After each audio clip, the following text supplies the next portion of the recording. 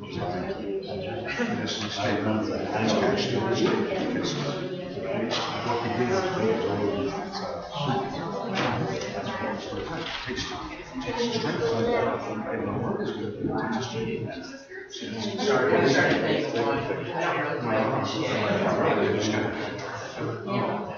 next time, Good morning, everyone. I believe it's time to get started. Bob and Maggie are in Florida. They just couldn't take it anymore. They're down there for the week, and Bob will be back. He'll be back next Sunday to finish up his study on the Sermon on the Mount. I told him not to cover for him, but I won't cover the Sermon on the Mount because he's doing such a great job with it. I don't want to spoil it. So we'll just jump into something else. I have a series of slides that I want to go through. This is something that I've shown the leadership before, but I think it's important for all of us to stop and take note of. Hopefully my little clicker works. Yeah, the Cortland Church. What's our future? To dwell in the past or to become complacent is to become history. That's a fact. Although we're rooted and learned from the past, the world around us is changing. Now, therefore, our methods for reaching the lost must adapt to that change. We're not saying that we change or alter the gospel. That remains steady, that remains constant. I can remember years ago at work, there were people complaining about our contract we had. It's always changing. That's what you need to do is rely on the gospel of Jesus Christ. It never changes. It stays the same. Some of them looked at me funny and some of them liked it. But at any rate, to dwell in the past or to become complacent, we're going to become history. The greatest tragedy in the church today, one of the greatest, this is a representative of what's been going on. If you just look at the data, you're likely to find one person brought to Christ for every 40 to 60 members. And usually the growth will most likely come from transfer growth. Someone coming from a different congregation to this congregation. That's transfer growth. Vic, could you back up one slide? Yes. So to dwell in the past is to become complacent. To dwell in the past or to become complacent. Yeah, I was just thinking about how our fellowship in particular, it seems like to me is, and I think it stems from a good thing. We want to be very careful to not go beyond what is written and not add to or take away from. But it seems like we've really got a little bit of a problem at times with, we have allowed a custom or a tradition to almost become etched in stone. And I think in some ways that has hurt our ability to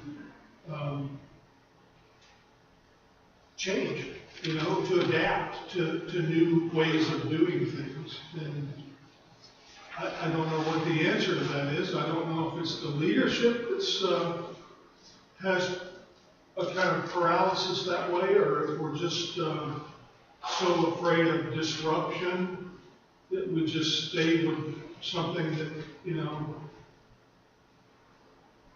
I don't know if anybody else has any other comments on that, but I think you're onto something there, and it's not, obviously it's not necessarily just your thought there, but it's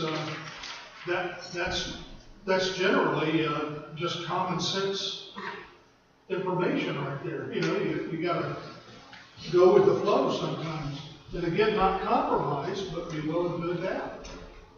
Right. Yeah, I believe that we need to dwell with the young. We need to be with the young, to watch them and their growth, so that we are not stuck in our age or our group, but to what's coming up and what is needed in this with them in all ages. We can dwell with the young we can learn so much about the future. Good point. Well, at that point, take with Terry. If you look towards the young and what they're looking for and our approach to it, are we willing to change some things?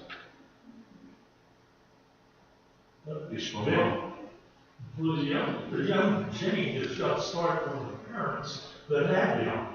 And if they do not do the proper job of bringing them up or teaching them or giving the right example, then you're not going to have the young. You can't.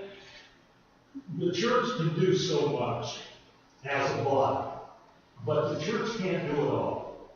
And this is one of the things I think a lot of people in time past think that the church can do is change all these things. But you can't change it if it's not done from the home. The home has to be able to change and see the need for being obedient and following God's word. Good point. This is working out good because I don't want this just being one way. Okay, to transfer growth. A lot of places rely on transfer growth. Right? So that's not evangelism. That's sheep shuffling.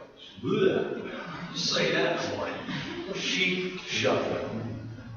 So consider this, when evangelism dies as a priority in the church has already begun to die. That's just basic sense. When we no longer look towards evangelism as one of our priorities, we will wither on the vine.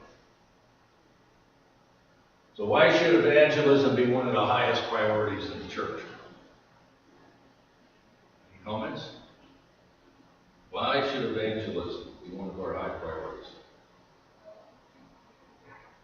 You find that in the New Testament, especially if you read the book of Acts, that evangelism was the main thing that was set forth there. You had the apostles doing their part, as well as all those who were brought close to God's word and doing their. So you find they talk about what you have done, you're a blessing, and what you have been teaching, talking about people. Peter said, what you're doing in helping others to see God's word. Evangelism can't be done by one person. I think there's got to be a leader or leadership in it, but I think you've got to have people willing to go out and talk to people about Christ. And to talk to people about Christ, you're going to have to know Christ.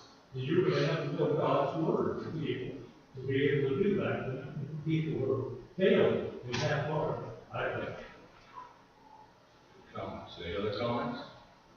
We don't have to, I think part of what's undermined our evangelistic fervor is our society has pounded into us the concept of tolerance, and we don't have any right to judge anybody else for what they want to do. So whereas back in the early days of settling our country, the Pilgrims, the Puritans, they came from England, where they were trying to be forced to be Anglican, according to the rule of the king, and they wanted religious freedom. So the concept of having the ability to search the scriptures on their own and to come to their own, that was heretical in England at the time, and that's why some of them fled.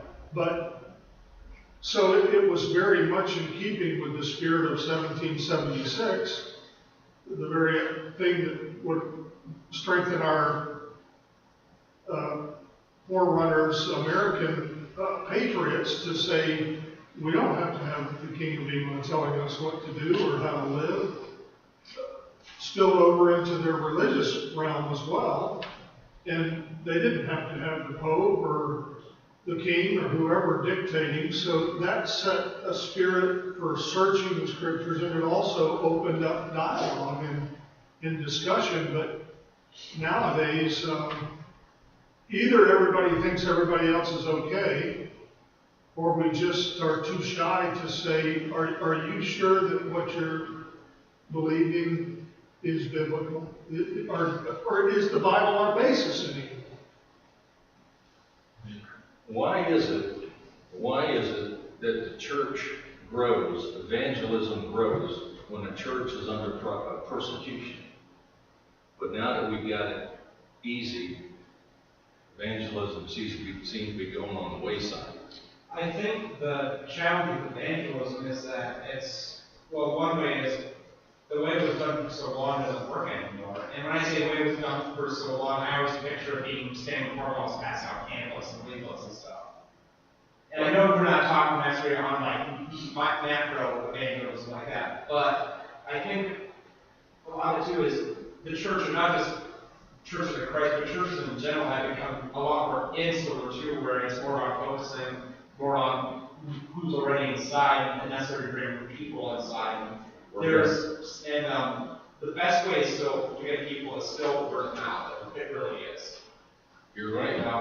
Just as an excellent point, as a point about change, we got tracts back there. Those are the same tracts we've had at the Opera House. Those used to be good at reaching people, but people don't bother picking them up anymore. Okay, I listed a couple of things here of why should evangelism be a big part? Because Christ commanded it. He commanded it. Remember the Great Commission? Go out and make disciples. He sent out the 70. Because Christ is the only way of salvation. Christ said, I am the way, the truth, and the life. We believe that. This is why we should be about evangelism. Because Christ died for the world. Shouldn't the world be told that by us? Because churches that are not intentional about evangelism tend to be weak in evangelism. I'm going to get into intentional here shortly. Because churches tend to obsess inwardly when they fail to move outwardly. Kind of touches on what Stephen was saying. Because churches become content and complacent with transferred growth. We don't have much of a problem with that. Some churches, people just flow in. I guess down south would be a good one for that, where you get a lot of transferred growth. Parkman Road at one time, we were up to, 375 people? Not quite that. Not quite that. It was up there. And a lot of that was transfer. Half of them came from 100 West Virginia. Yeah. Because evangelistic Christians actually grow stronger as better discipled Christians. You grow better, you gain strength. So those who are evangelistic are obedient to Christ. Christ commanded us to be evangelistic. And we can't come up with our own little excuses why we're not. If we're not obeying Christ, because he said, go out and multiply. Being obedient to Christ means we're following his command. We become better fruit bearing. We're supposed to be bearing fruit. So the Great Commission is fast becoming the Great Omission. That's not my statement. Someone else had that. So that fits here perfect. The Great Commission is fast becoming the Great Omission. Yes? I don't think that an evangelist is always someone who is up there preaching to the people. I think each and every one of us can be an evangelist if we can find someone to teach the gospel about. Amen, sister. Too many times, we'll hire a preacher and go, okay, that's his job. That's passing the buck. That's passing our responsibility. So where do we begin? We begin by an assessment of our flock. following questions here, consider evaluating our evangelistic spirit. So I've got 10 questions here. What are you doing to me? Question 1. This thing here bounces. Okay. Are members more concerned about the lost than their own preferences and comfort? Some of these may come a little uneasy to you, but so be it. So let's listen to each other so we can understand what our true priorities. Let's listen to ourselves. What's our true priorities? Are we more concerned about the lost than our own little preferences and comfort? And if we're not, we got some reevaluating to do. If anybody has any comments on these questions, I solicit them. Question 2, is the church led to pray for lost persons? We're pretty good about praying for physical needs and healing the sick, and all that is well and good. But do we pray for those who have the greatest spiritual need, a relationship with Jesus Christ? Do we pray for the lost? Do we ever pray for the lost? I pray often about that somebody I can come up on to teach them about the Word of God. I pray that prayer a lot because I like for everyone to be saved if I can help them. Good. Steve? I think when it comes to praying for the lost, it's easy to pray in a public forum out loud for those that are physically ill and stuff, but it's a lot harder to bring up names for those that are lost in some ways. Especially, and I think, in my case at least, I do pray for those that are lost, but it's more of a quiet, silent, or a private prayer. But I'm not saying we get up in public and pray for specific individuals, although there's nothing wrong with that. What will be wrong with it? Other than maybe getting someone upset. But are we not showing them how much we care for them if they hear us praying for them? Question 3. Are the members of the church open to reaching people who don't look like or act like them? Think about it. Jesus broke all barriers. Race, ethnic, language, financial status, what job you do, what part of society are you. He broke all the barriers. We need to be about barriers as well. Do the members seek to reach others? Do they rejoice when someone becomes a part of the church? And I'm sure we're all good about that, rejoicing when someone becomes part of the church. Or are we doing our part to bring someone in as part of the church? Question 4, do conflicts and critics sap the energy of the church? An evangelistic church is a united church. A divided church is rarely evangelistic. If there's a lot of infighting, a lot of bickering, that's all inward fighting, inward bickering. Bicking? Is that like what a bick meant? That we don't really have that problem, but that would show that we're so not related, but we're so adamant about what goes on in this wall, in these walls, we're losing sight of what's going on outside these walls. If you think about it, I firmly believe that God had a hand in us getting this built. If you look at how that whole process went together in hindsight, you go, wow, these pieces just fell into place. And I often wonder, God, I feel, had a hand in us having this, and now He wants to see what we're going to do with it. Are we going to use it for a base of reaching out, a base to go out and evangelize, or are we just going to use it for a little place that we can put paper up on the windows and just be introverts?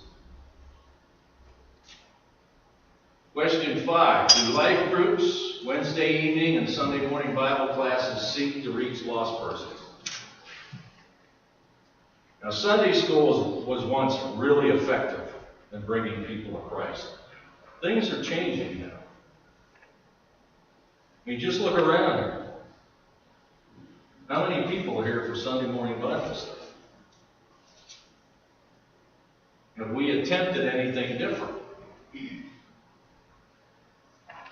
We have to watch that we don't start a program and it doesn't work, but we stick to it.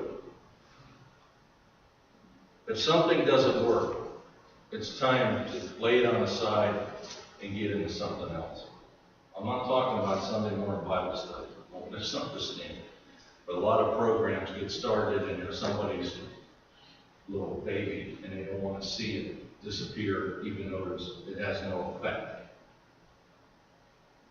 Question 6, is the leadership of the church evangelistic? The congregation will follow and emulate priorities of the church leadership. Well, I can tell you right now what my priority this year is going to be. That's going to be reaching out to the community. I'm going to concentrate on that more than any other little project.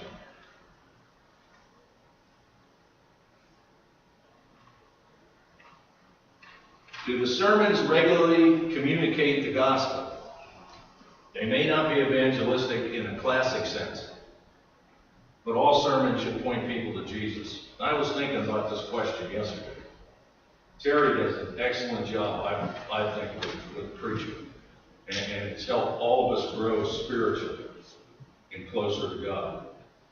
And most of the sermons, when I'm sitting there listening and taking notes, I'm thinking of somebody going, no, I wish they were here to hear this. You know, if they would only hear this, pay attention to it, it would bring them closer to God. But they're not going to hear it or listen to it if I don't invite them, if I don't make a real effort to get them here.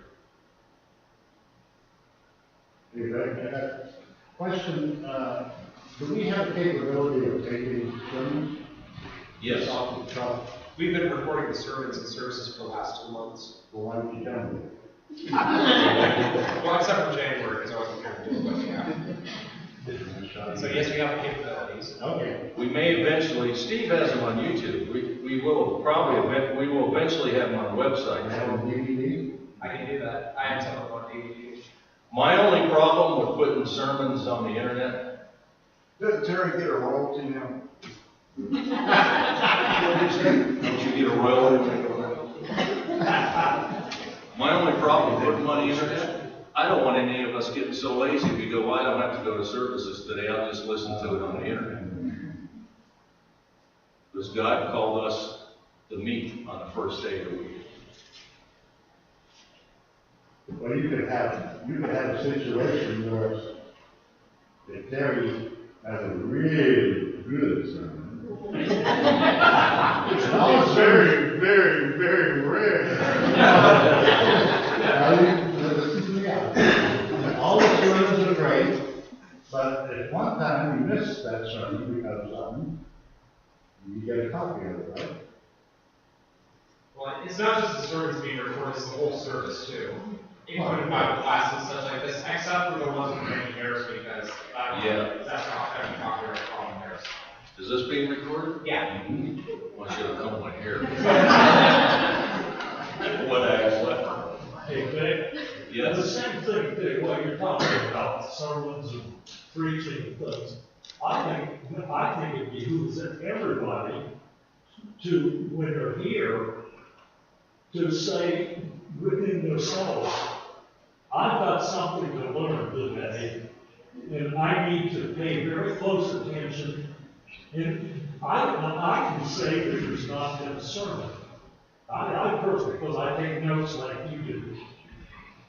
I can personally say there's not been a sermon that hasn't touched me in some way and helped me to see things that I should be doing or things that should be a build-up for me, not only for me, but for all those who are assembled.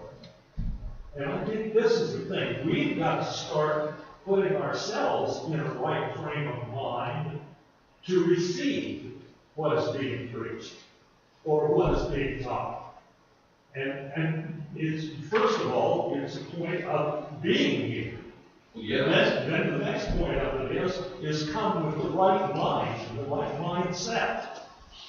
And if we do that, then we're going to benefit and we're going to be closer to the Lord. Not too long ago, I noticed someone texting just before the sermon. And I just kind of moved over there. I was going to make a comment about it, then found out they had their thing opened up to Scripture. So, that's good, because I teach classes, and a lot of times somebody will be sitting there disrespecting everybody by texting while class is going on. Someone's texting during the sermon. Don't be surprised one of the elders takes you out there and has a little chat with you about it. Okay, question 8. Yeah, we did 7. Are there ministries in the church that encourage members to be involved in evangelistic outreach? No. We may be surprised to find out how many of us will become involved in evangelistic efforts if we set up something. There is no program that you can get and write down on a piece of paper and say, okay, everybody take this piece of paper out and you're going to win the world to Christ. Because we're all different, we're all individuals. We all have different ways of bringing Christ to other people. But we do need to be equipped. As a few programs that we began became an ends in themselves rather than a means to reach people.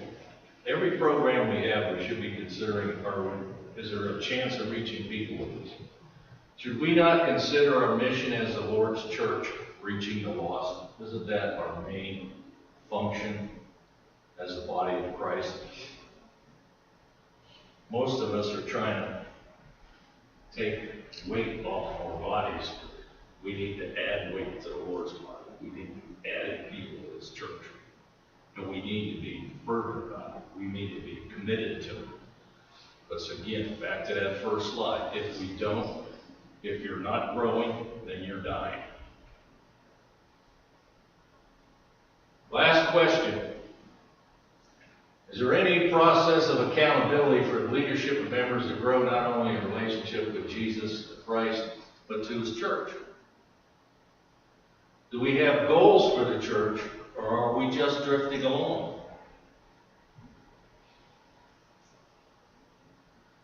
We have heard from some in the leadership as well as members. We need classroom space. We should build another wing. We need a pavilion. We need a garage. We need to do landscaping. We need to work on a parking lot. We need a different lighting system. We need to look at the heat. It just goes on and on and on. All these are nice to have, and they're important. And though they may help bring people to the building, what are we doing to bring people to Christ? Is our goal with all this to bring people to Christ, or is it just to increase our comfort area? Us here. I have yet, I've been an elder, I don't know, a few years now. I have yet to have anyone come up to me and say, Vic, and I'm sure the other elders probably the same thing. I've yet to have anyone come up and say, Vic, what can we do to bring someone to Christ? What can we do to bring others to Christ? We get a lot of feedback and comments. I don't know, Brian, have you ever had anybody say that to you? Well, maybe that's our fault. But that indicates to me that we got a lot of work to do.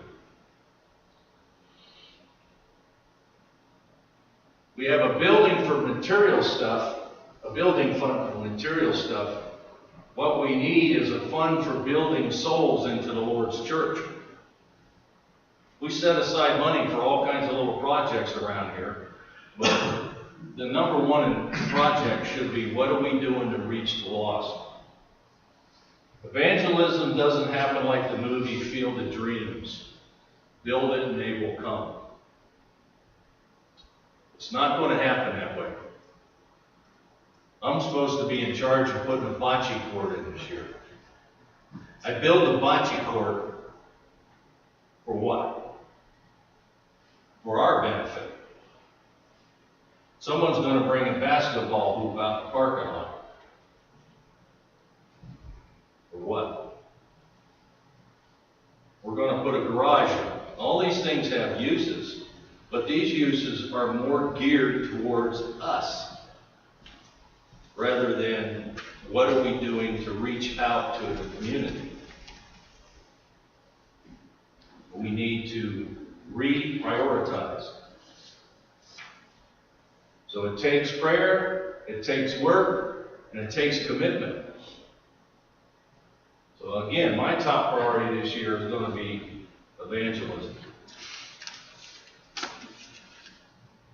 So the average Christian in the pew does not feel equipped for the work of bringing the gospel to those in need. Well, I can't go out and evangelize because I don't know enough. Yes, you do. There isn't anyone that's in here that doesn't know enough to bring someone else to Christ or to begin the steps of bringing someone to Christ. You don't have to be a theologian and a biblical scholar. Every one of us are Christians. What brought us to Christ?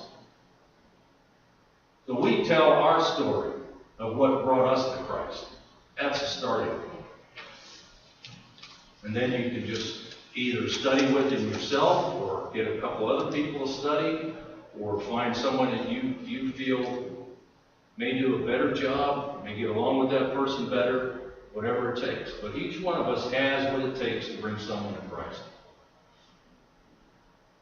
It's not a hard science. Any comments? Throw them in. So we need, as leadership, to provide the opportunities for the flock to experience the joy of being a part of leading someone to the Lord. If you've been a part of bringing someone to the Lord, there's a joy that you feel that you don't really get any other way. You brought that person to Christ,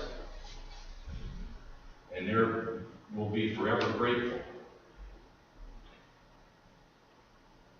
I think of a couple of my own experiences. One goes, we're almost done. Keith, what we got? You got to. It goes all the way back to the early days of Camp Judson, when I had almost a full head of hair. Years ago. I think it was my first year at camp. I've told this story before. I said, there's a big tree down by the ball field. And I used that. I would take some of the campers down there and sit down with them on free time and talk to them about the gospel. And then Terry had asked me to do a devotion. First time I ever spoke in public. He said, Victor, you only got just 10, 15 minutes is all you need. I spent 2 weeks putting that 15 minutes together. And I stood there and I felt like Don Knotts in the movie that he was talking. And we're a campfire down by the cross at the bank, the lake. And I got done with the devotional, and one of the young men I sat under the tree with, he stood up with tears in his eyes, and you could see a reflection of the fire on his tears, and he said he wanted to accept Christ. And that got me. And that is a joy that every one of us should experience. It's not that we really did a lot. All we did was open the gospel up to that person. It's the gospel that does the work. But it's a joy that you will never forget. Churches that have relied on a lifestyle evangelistic approach, and I want to explain that lacks the intentional, need to be more intentional in reaching people and giving answers to their questions. That's kind of a long sentence. I don't know where to break it up. Remember, it's not evangelism unless we speak. Now, what I mean by lifestyle evangelism is some people say, well, as long as I live a good Christian life, I'm evangelizing. That's good that you are, but that's not enough. Someone may see your Christian lifestyle and want to know more about it, which is good. But it doesn't end there. You can't say, just because I'm living a Christian life, that's my evangelism. That's not it. When you go to the Gospels, all through there, people were going out proclaiming Christ. And think about it. They were under tremendous persecution, but yet they still went out preaching Christ with enthusiasm, with love in their heart, with joy. And here we got it made. No one's going to beat us. Well, no one's going to crucify us. No one's going to kill us. No one's going to kick us out of our house. I wonder what the first century Christians would think of a time like we're living in right now in this country. Of what they went through to spread the gospel. And now, what we go through to spread the gospel. But yet, we don't. All of us should be making every effort to seek out spiritual conversations and being equipped to explain the gospel and why we believe it. Now, usually when you see a statement like that, be equipped, you think, well, I'm not equipped, so I can't do it. You are equipped. Notice, so many people that are not Christians are only one question away from faith. There's a lot of people out there, they just got one thing that's holding them back. One question. And if we find out what that is and answer it, we've just opened them up to receive the gospel of Jesus Christ. So what can we do? Just what Jesus did. We're his disciples, which means we are his followers, so we follow in his footsteps. Go out and feed the hungry, clothe the naked, go out and associate with people who don't look like us, don't think like us, don't act like us, and usually don't even like us. But we have to do it anyway. Go out and proclaim the old story, just like the song. Go out and reach out to those who are running from God and his church. Those things just mentioned are exactly what our Lord Jesus did. We should be doing no less. We too must be about our Father's work. Jesus never said that he didn't have the time for his mission. He didn't leave his mission to others. He followed his mission all the way to the cross. Take up our cross and follow after him daily. Are we not told to take up our cross and follow him? We cannot take up our cross by proxy. The Lord didn't, and neither can we. The future of the Lord's church is our responsibility, not only collectively, but individually. Can't be left up to others, to someone else to do it. It has to be our personal responsibility. That's the end of our class. Any last word? Keith? Vic, the program that, I don't know who started it, the 5x5x5? Yeah. That is good. That is excellent. That'll equip you for reading the Bible and what a Christian should do and what should be. And if you keep on reading it daily, and which sometimes I'm not a reader, but I've kept up with them. And I don't know whoever set that up. And we didn't start from the Matthew, or I don't know, where did you start from, Terry? Mark's.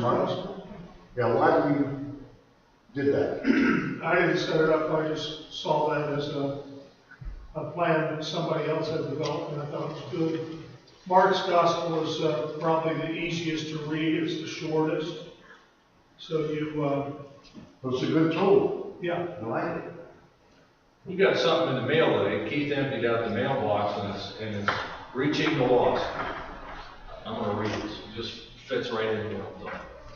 Okay, that's it.